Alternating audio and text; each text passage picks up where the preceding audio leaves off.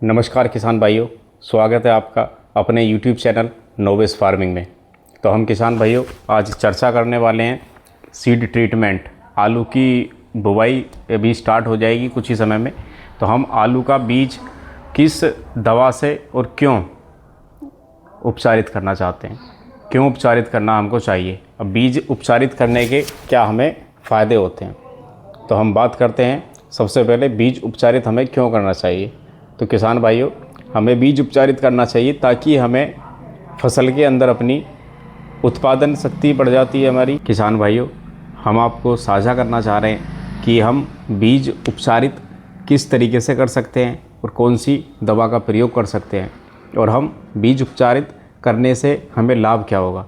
तो हम जो आलू का बीज तैयार करते हैं, हम उसका शोधन करते हैं। तो बीज तैयार करने से और शोधन करने से हमें जो होता है, हमारी एक तो उपज हम बढ़ा सकते हैं अपनी, और कई रोगों से हम बचाव कर सकते हैं। जैसे कि हमारी जड़ गलन की शिकायत आ जाती है, झुलसा की शिकायत आ जाती है, और बहुत सारी हमारी चेचक वगैरह की शिकायत हमारे आलू के फसल में आ जाती हैं। तो इससे हम बीज उपचारित अगर हम सही तरीके से कर देते हैं तो इसमें हमारा जो पहले हमारी मिट्टी के अंदर फंगस जमी हुई है वो हमारे पौधे पर सीधा अटैक नहीं कर पाती है, और जो हम अपना पौधा लगा रहे हैं वो हमारी किल्लियाँ जो निकलती हैं पौधे बीज से, हमारा कलियाँ जो निकलती हैं वो मजबूत और उनकी रोधक क्षमता बढ़ के निकलती है, जिससे हमारा रोग प्रतिरोधक क्षमता के साथ साथ हमारी उत्पादन शक्ति ऑटोमेटिक बढ़ जाती है। किसान भाइयों, बीज शोधन करने का सही तरीका होता है, हम बीज को एक छायादार स्थान पर पतला पतला उसको मतलब एक एक करके फैला दें, और उस बीज के ऊपर हम जिस दवाई से हम ट्रीट कर रहे हैं, जिस हम प्रोडक्ट से संशोधन करना चाहते हैं अपने उस बीज का, उस दवाई का इस्तेमाल हम छिड़काव के रूप में कर सकते हैं बढ़िया तरीके से। और उसको छिड़काव करने के 2 से 3 घंटे एक छायादार स्थान पर रखा रहने दें। उसके बाद हम उन बोरियों में, उन पैकेटों में उस बीज को अंदर डालें। किसान भाइयों, हमारे यहाँ किस दवाई का प्रयोग होता है मैं आपके यहाँ लिए बता सकता हूँ। हम अपने आलू संशोधन के लिए, बीज ट्रीटमेंट के लिए हम एक सिस्टेवा आता है BSF कंपनी का, हम इस प्रोडक्ट का इस्तेमाल भी कर सकते हैं। एक एमिस्टोप्राइम आता है अपना बायर कंपनी का, हम एमिस्टोप्राइम का इस्तेमाल भी कर सकते हैं। एक आता है आपका मीराडोर जो अडामा कंपनी का आता है, आप इस दवाई का भी इस्तेमाल कर सकते हैं।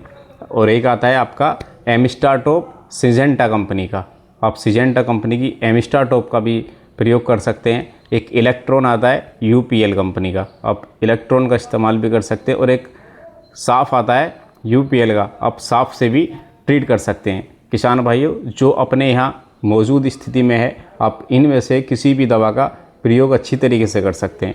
धोने का तरीका, हमारी आलू की छिड़काव का तरीका जिससे हम शोधन कर रहे हैं, उसको एक छायादार स्थान पर रखे ही आप इसका स्प्रे करें या फिर छिड़काव करें, ताकि हमें फ़ायदा ज़्यादा मिले और हमारा कोई नुकसान ना हो।